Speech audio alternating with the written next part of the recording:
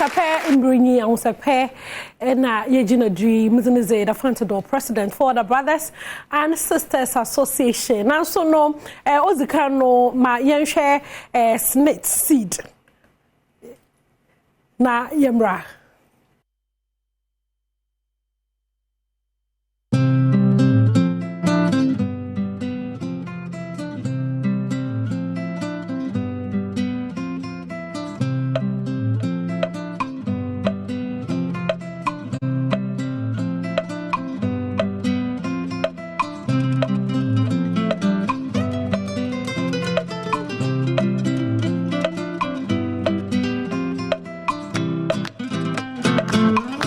Ye guda yer boss net seed ho nkomo osanda wodache hu hie papa inti no de sisiara no onfa edwuma eye ho se makeup artist edwuma na eye mpo no mesi na edwuma igom na etena etontomato sentana anwa akwenya kesa abada ho de butum na abo wodache ho ban na zebe ye nyina anye de eboko snake na aka ko register one snake seed no as low as sister Ghana cedis ne kra busum bia butum na etua kakra na is abo wodache ho ban nti no you know eye wodache o for the personal ma yenhwe video se wanga sawo ye wadwuma Boras Nets, one more office beer benwo, now so coco register. A free, Yanoshe, or bo who buy, and or daching, and who buying. So register ya, or Ghana card, no, and as I say, Abaya was Nets number no. And to catch her, what bussy and ebia, catch her one now for 4, teach you no one casaya where you man say. Oh, Boras Nets office beer, no call register, or fan who says net seed no more, no one also for sure ye nyano busumi biano ono so benya bie ansa na wafri atiasefoi asase so akọ eye odache fa ne personal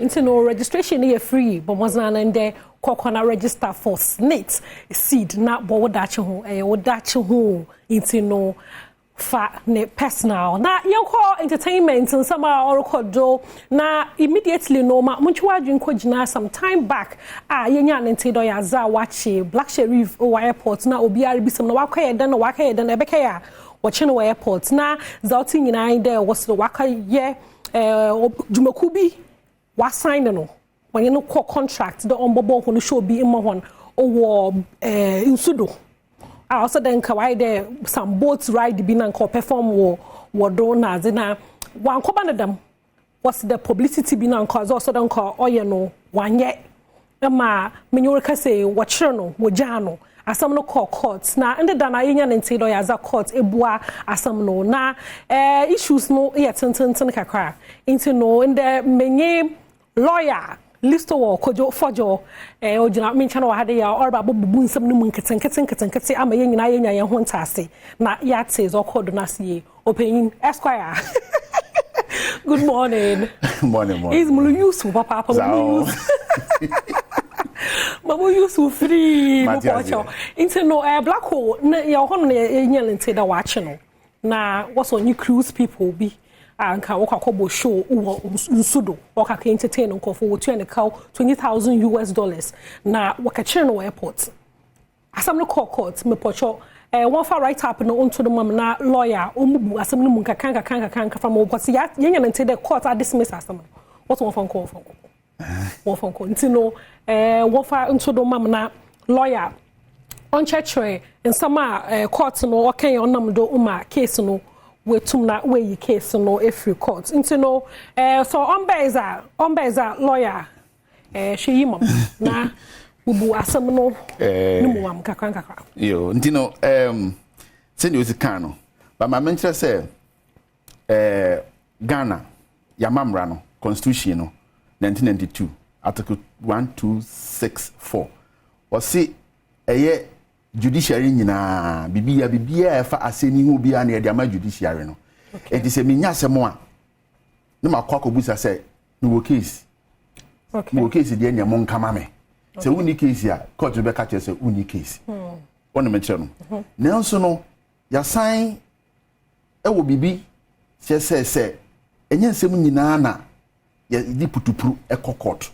Okay. And same one ma ti say ebia contract om di shemu say ansa na ye be court no ye be sinkunya atenase asimu abirikutiri ansa na ntiase anya dwuma na ya pega na ye de court. Okay.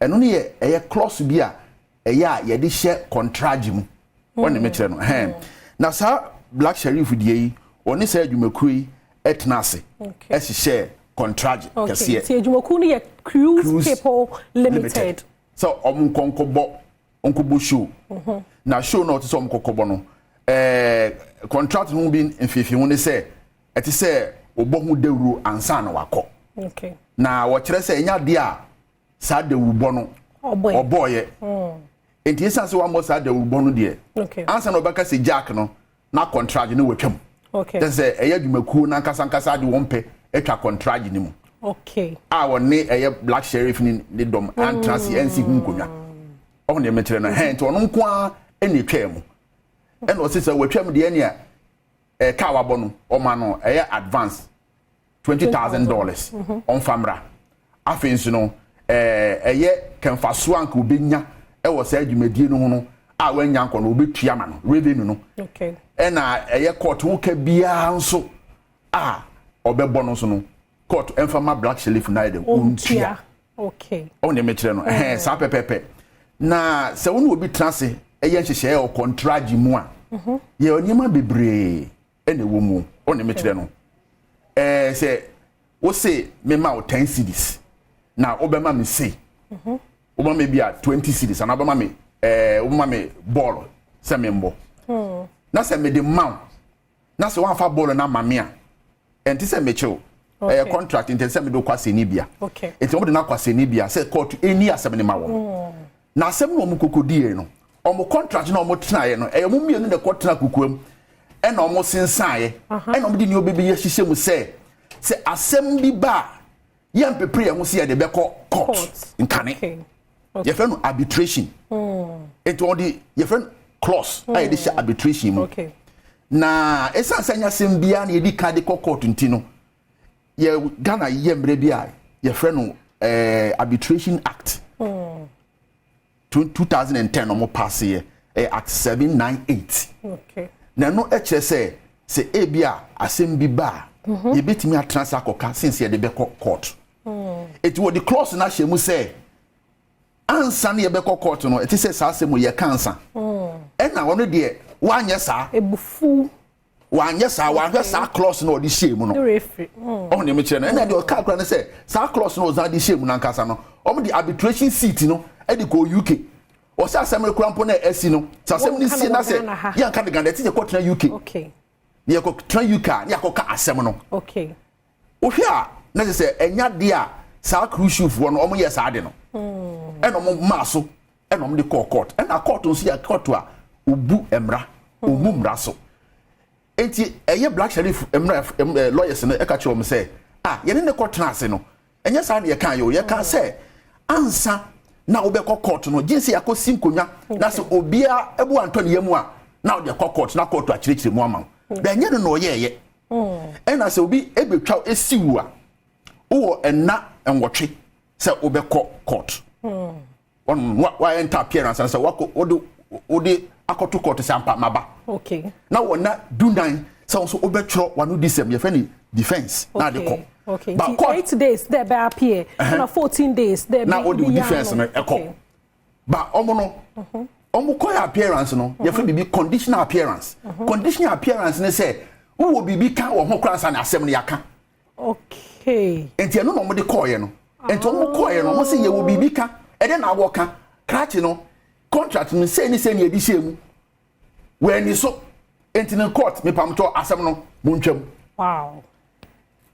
esa say contract no we ni so ye te say edi ko UK no anfa nko enti bi ntwam na court say ene esa de a ene ya no enru sa ebunu we mu enti bi gidi say baby e chichira aboa no e hwa na ye san no e na court a strike case no out say me pacho mo fa nko UK arbitration no mo nko tena na mo nsim konwa wie na say bia sikasem no say bia ebebem say bia ye gi 20,000 na 40,000 amawa na say bia wo pesa wo enforce arbitration na say wontumi a ubetimi ya court to say court ya court na say ya gi sia to say otuam ske wo so ontua you can go to the court to enforce say wo sabe kese sika no okay woni me kire no enti woni obi ko contractor but modern say wo be kinkan mu fam obi non kinkan ma na ti ase na hunu bra wo de etese wo de court any bra enti say wo fa court woni me kire no so woni akrokro wa anya publicity mpa ye fa bibi frustration in contract e bia na BBC ye say dia covid timing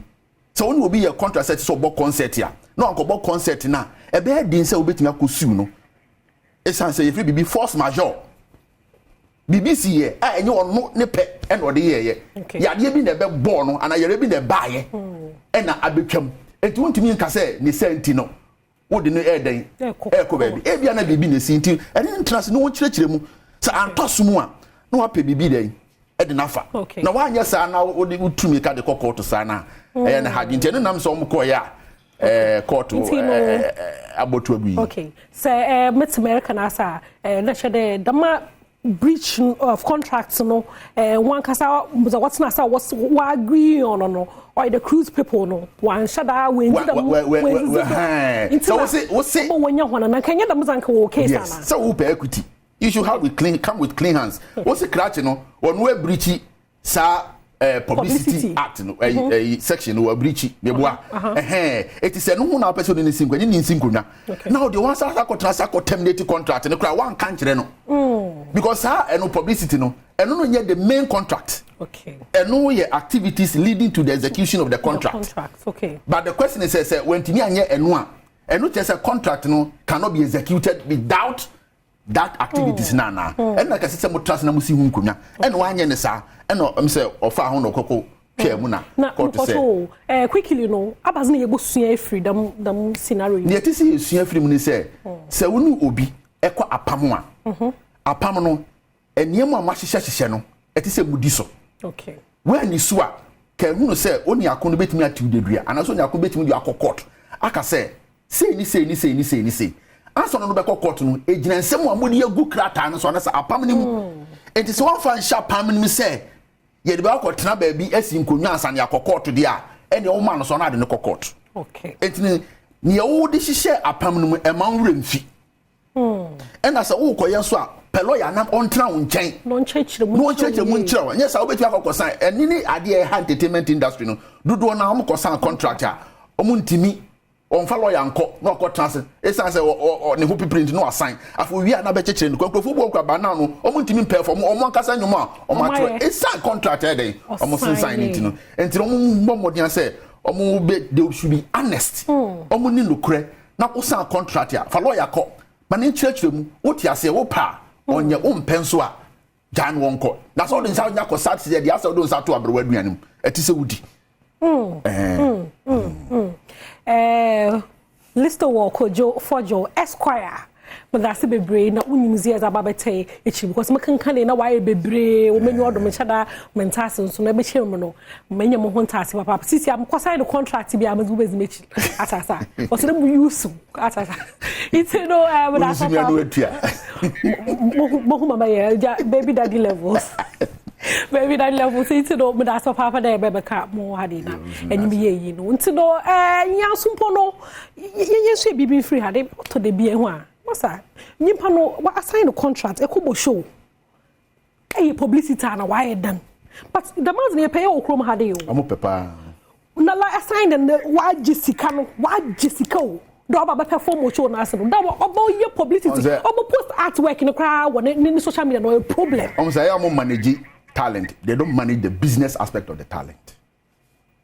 The business aspect of the talent, the managers of those artists, they don't manage it.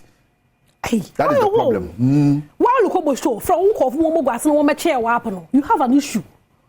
So when you what because you do your show or your show USA Stone Boys mammy in person smaka at work one found to what that promoter no kwan na kote no any promotion a one simple at least ebianom catch say more share Wanka.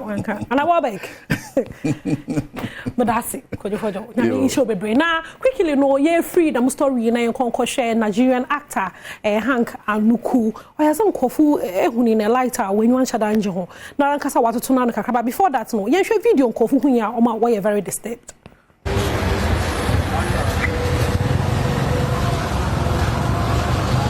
I'm on my wine. I'll come on the top. I'm on my wine. It's very cool. I'm on my wine. I'm on my wine. It's a very pretty girl. Yeah. Do you understand? No. They know. They're very pretty girl. When you go, they know. Okay. They gotta know. They gotta know. Never see the stop, ain't in this reality. Yeah. This one. I swear to the Lord. But a fine girl. She's a fine girl. She's a fine girl. My neighbor take to God, when the attitude, Nollywood I start. Nollywood I start. Who chip? You know, they play it.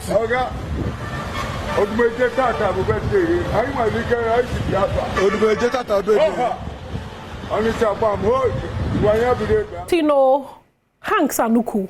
Hey, Oninya. Now, sometime back, there was a picture of him. No, the young person look him. Now, or look at Dobia, but then be so a sinning only child, be so a reality. Now, kasa about Wababekasa as to what is really happening with him. Also, him wapa, whom I insane. It's very cool. Oh, my wine. Oh, my wine. It's a very pretty girl. Yeah. Do you understand? They know. Oh boy. Well, I'm going to address my fans and those who truly love me, including my governor, Sheriff. I have worked for this country. I have attained the height of being a legend. I've had no job for God knows how many years. And I expected Nigerians to also know that I did it all for them. If you truly love me, I'm just going to ask the governor, sheriff, please send support to me and my fans who truly love and appreciate the works I've done for them. I'll send my account number, and if you think you truly love me, may God help you all. Help me. Thank